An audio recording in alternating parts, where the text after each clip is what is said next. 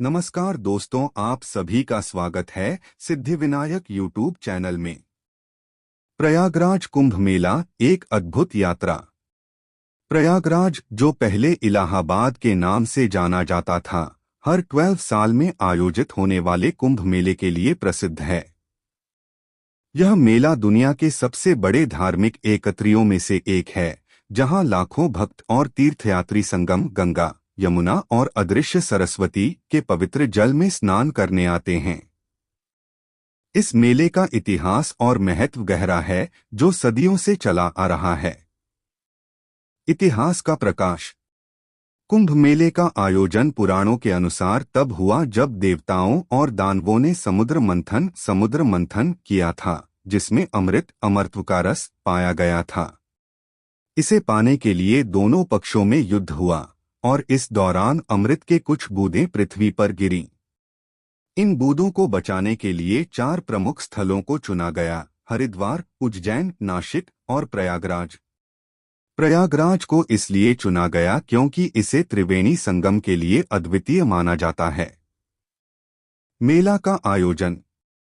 कुंभ मेले का आयोजन लगभग हर 12 साल में होता है, मगर प्रयागराज में यह मेला माघ मेला के दौरान हर 6 साल में भी आयोजित किया जाता है। यह मेला एक विशाल धार्मिक उत्सव के रूप में मनाया जाता है, जहां साधु संत, धार्मिक नेता, भक्त और साधारण लोग सभी एकत्र होते हैं। मेलों के दौरान विभिन्न अखाड़ों, कारण संगठनों के साधु संत बहुत ही विशेष महत्व रखते हैं। वे अपनी भक्ति और दिव्यता के साथ स्नान करने आते हैं। साधुओं का यह समूह, जो विशेष रूप से नागा साधुओं के रूप में जाना जाता है, मेले का मुख्य आकर्षण होता है। उनका आगमन मेला देखने आए लोगों के लिए एक अद्भुत अनुभव होता है। कुंभ के पर्व और स्नान। कुंभ मेला मुख्यतः 4 महत्वपूर्ण स्नान पर्वों पर आयोजित होता है। मकर संक्रांति। कुंभ मेला का पहला स्नान मकर संक्रांति पर होता है। इस दिन सूर्य मकर राशि में प्रवेश करता है। महाशिवरात्रि। इस दिन भक्त विशेष रूप से शिवजी की पूजा करने के लिए संगम स्थल पर आते हैं। रामनवमी। यह दिन भगवान राम के जन्म के उपलक्ष्य में मनाया जाता है। माघ पूर्णिमा। यह दिन आत्मा के पवित्रता के लिए बहुत महत्वपूर्ण होता है। प्रयागराज कुंभ मेला आयोजनों, भक्ति गीतों, भजन कीर्तन और सांस्कृतिक प्रस्तुतियों से भरा होता है।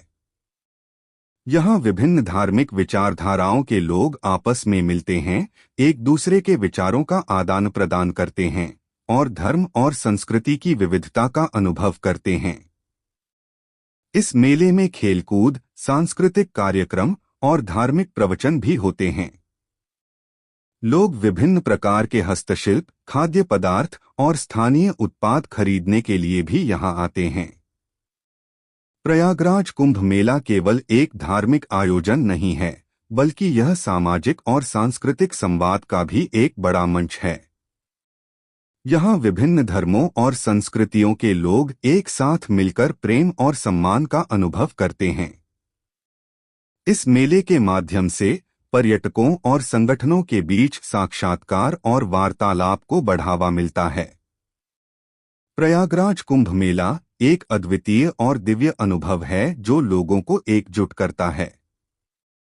यह केवल स्नान, पूजा और धार्मिकता का स्थान नहीं है, बल्कि यह एक ऐसा मंच है जहां मनुष्य की आत्मा को शांति और संतोष मिलता है। कुंभ मेला एक बार फिर से हमें याद दिलाता है कि हमारे आकांक्षाओं और इच्छाओं के ऊपर मानवता का सम्मान और एकता सबसे महत्वपूर्ण है। हर बार यह मेला नए अनुभवों, यादों और बंधनों को लेकर आता है, जो जीवन भर के लिए अमिट रहते हैं। कुंभ मेला एक बार फिर साबित करता है कि मनुष्य का जीवन, धर्म और समाज सभी एक दूसरे के साथ जुड़े हुए हैं। एक प्यारी सी कहानी, चांद की दोस्ती। एक बार की बात है, एक छोटे से गांव में एक बच्चा रहता था जिसका नाम था रोहन।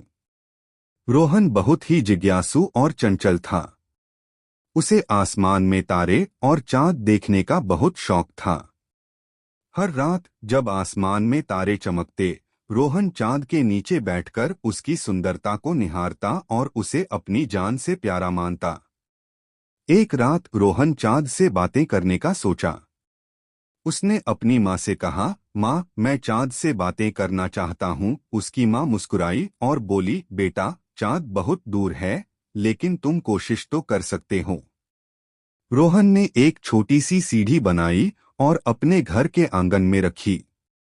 उसने सीढ़ी पर चढ़कर चांद की ओर हाथ बढ़ाया और जोर से कहा, हे चांद, क्या तुम मेरी दोस्ती करोगे? अजीब बात थी, चांद ने उसकी आवाज सुनी और रोशन होने लगा। चांद ने धीरे से कहा, हाँ प्यारे रोहन, मैं तुम्हारा दोस्त बनना चाहता हूँ। रोहन खुश हुआ और चांद से बातें करने लगा। वह अपनी परेशानियों और खुशियों को चांद के साथ साझा करता। चांद उसकी बातों को सुनता और कभी कभी तारे की चमक से उसे जवाब देता। रोहन समझ गया कि चांद हमेशा उसके साथ है, चाहे वह दूर ही क्यों न हो। दिन बीतते गए और रोहन बड़ा होने लगा, लेकिन उसने कभी चांद से दोस्ती नहीं छोड़ी। उसकी जीवन में आई हर खुशी या दुख में चांद उसकी मदद करता रहा। एक दिन रोहन जब बड़ा हो गया, उसने एक किताब लिखी जिसमें उसने अपनी और चांद की दोस्ती की कहानी लिखी।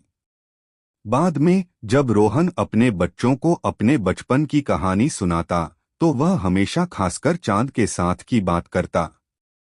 रोहन ने समझा कि दोस्ती की कोई दूरी नहीं होती और सच्ची दोस्ती तो दिल से होती है।